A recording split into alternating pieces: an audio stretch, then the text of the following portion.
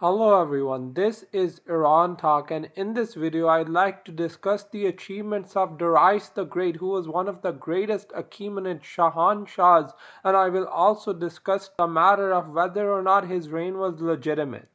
This video will be a successor to my last video on the Achaemenids, which was on Cambyses the Great. He is better known as Cambyses II. Now without further ado, I'd like to begin this video. Now Darius the Great was one of the most notable Achaemenid Shahanshahs, and in my opinion he was likely the most notable after Cyrus the Great. This is a carved depiction of Darius the Great, and what you can see is that he has a very Iranian phenotype. What this means is that Darius likely had ancestry from the indigenous population of the plateau, though nonetheless he would mostly be of Central Asian Iranic descent. Despite that, however, you can again see that he has very strong Persian features. As you can see, Darius may not have been from the line of Cyrus the Great. Nonetheless, he was a great-great-great-grandson of Achaemenes, the founder of the Achaemenid dynasty. What this means is that Darius was most certainly a legitimate member of the Achaemenid dynasty, descending from Achaemenes through the line of Ariamenes, which is very interesting. Thus, Darius the Great was indeed an Achaemenid. In fact, to further legitimize his reign, Darius married Atossa, who was the daughter of Cyrus the Great, and another daughter of his as well. So what this means is that Darius was not only patrilineally a descendant of the founder of the Achaemenid dynasty, but he was also married to the daughter of Cyrus the Great. Thus, Darius was indeed an Achaemenid. And Darius was known to have increased his influence as the ruler of the Achaemenid dynasty across the Persian Empire by his edicts and reliefs, which were listed across the nation. So here you can see this is just one of Darius's many edicts, and this is from Persepolis. The most notable of Darius's reliefs was at the Bassetun inscription, and you can see here is an image of him on top of his defeated rival, the supposed son of Cyrus the Great, Bardia or Gomata. Bardia or Gomara was the primary rival Darius had to defeat in order to secure the throne, and he did this, and I think this was a really good thing, as Darius was much more of a capable ruler as shown by his military and artistic achievements compared to Bardia or Gomata. Thus Darius the Great was indeed a true statesman. Now here is a cylinder seal of Darius the Great, and it celebrates his various military victories and is inscribed with the words, "I am Darius the Great King." Now regarding Darius's military achievements, there were many, and the first of these was his invasion of the Indus Valley Basin. In fact, this conquest represented the most eastern expansion of the Achaemenid state. Though I wouldn't consider it as Darius's greatest conquest, as he had another conquest which was far greater, and that was his campaign against the Scythians of the Crimean Peninsula and southern Ukraine.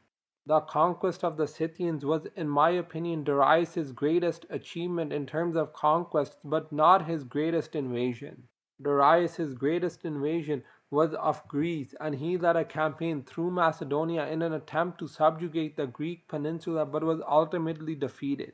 Nonetheless, despite this, Darius tried to subjugate a region which was very hard to control, and I think he did a fairly good job, as his forces brought Macedonia under Persian control and would also nearly bring all of Greece under his realm. Thus, Darius's martial prowess is indeed evident from these achievements. Now, it's also worth mentioning that Darius's reputation was widespread, as he was featured on ancient Hellenic vase.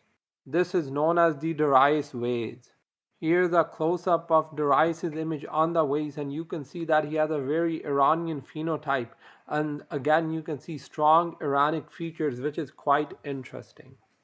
Also, it's worth mentioning that Darius had one of the most advanced economies of the ancient era. As you can see, these are tributes in the Achaemenid Empire, and the largest tribute came from the Indus Valley region, and this was one of Darius's greatest conquests. So I think that by incorporating this region into his empire, Darius greatly expanded the Achaemenid economic base.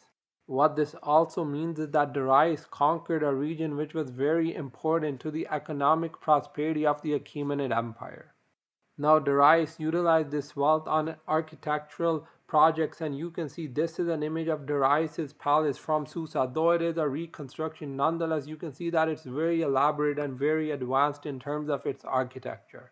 Another one of Darius's great architectural achievements was the Takara Palace in Persepolis, and I think that Persepolis was probably Darius's greatest architectural legacy. The reason I say that is because the city was commissioned by Darius and the ruins of the city survive to this day. This is especially noteworthy as Alexander the Great failed to destroy the city in its entirety, as is why we have the modern day ruins.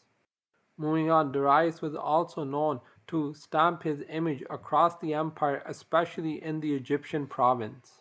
As you can see, this is a statue of Darius the Great from eastern Egypt, and while the head is no longer present on this statue, nonetheless you can see that it's intricately carved.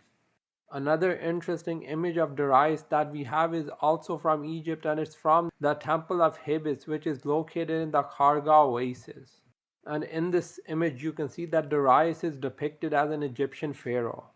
Now before I conclude, here is an image of the Achaemenid Empire during the reign of Darius the First, and you can see that Darius's conquests are in red. So he added the Indus Valley Basin. He also added some parts of Central Asia around the Khwarezm Oasis, and there were also conquests of regions in the Caucasus, in southern Europe and Ukraine, and also in northwestern Egypt, a region which is also known as Libya.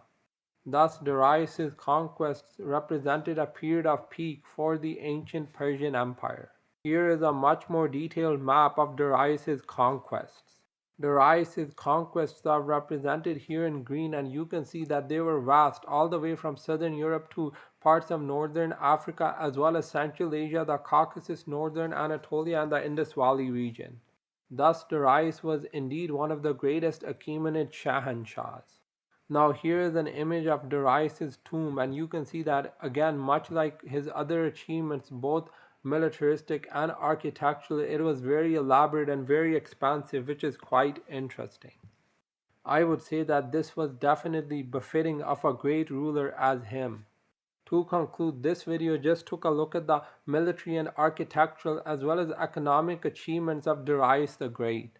What was evident from my analysis was that Darius was one of the greatest Shahanshahs of the Achaemenid Empire, and he greatly contributed to the martial as well as the architectural and economic achievements of the Achaemenid state.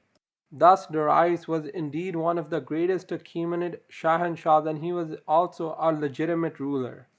That's essentially it for this video. Thanks for watching. Don't forget to like, share, and subscribe.